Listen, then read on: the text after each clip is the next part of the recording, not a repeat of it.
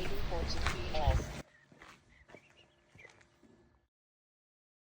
Hello in the video. In the meantime, the robot has undergone a few updates.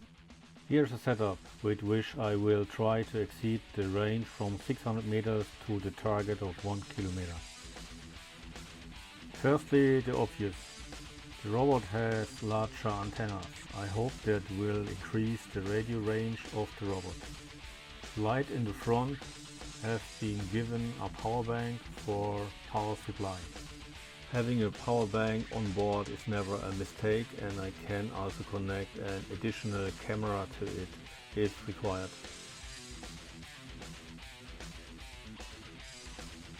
The camera and the infrared headlight have been repaired. The picture or radar driving with the robot was an experience in itself because of the camera on the last trip. So the control system is ready, we can go. Now redirect in the test on the 1 kilometer test track. Today the starting point is another 200 meters back from the original start point from the last video. So that I have a total of 1 kilometer of track to test. The conditions are good. It has rained a little recently, so the air is clean. But I shouldn't drive into tall weeds because of the weakness acts as a shield.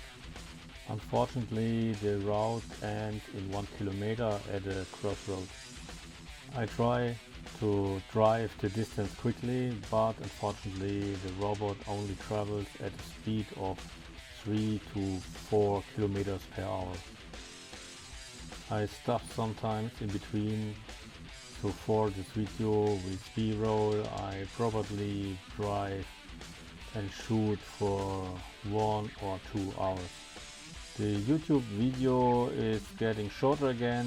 It's very exciting to ride over such distance. It's hard to convey that in the video. This time I'm using the inbuilt night vision camera as the drive camera with the infrared headlights. I removed one of the lamps because the infrared light was disturbed by the housing.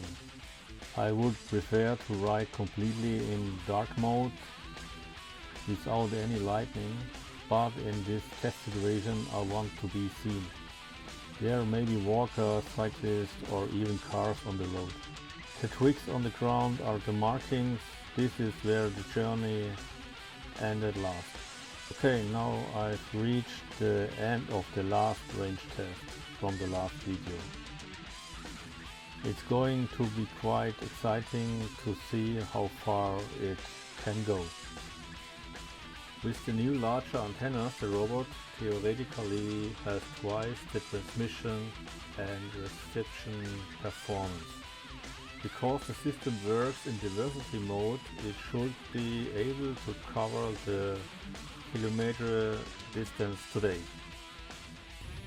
The controls are still responding well. The only problem is that the mosquitoes have taken a fancy to me. I drive a bit 17 because I lack of orientation. I usually fixate one point on the camera that I approach. I'm used to that. Now I need more concentration for driving. The robot has reached its destination, 1 kilometer away from me. I'm still sit in the car and still have a connection to the robot. The picture and the control still feel fluid. I would dare to continue driving under different circumstances. But from this point a regular road begins. I'm going to collect the robot and pack it up again. The journey to the robot takes about 3 minutes. I shorten it a bit in the video. I could theoretically drive back, but that would take another quarter or half an hour because the robot isn't exactly fast. In the future I will also test other robots on this route up to 1 kilometer.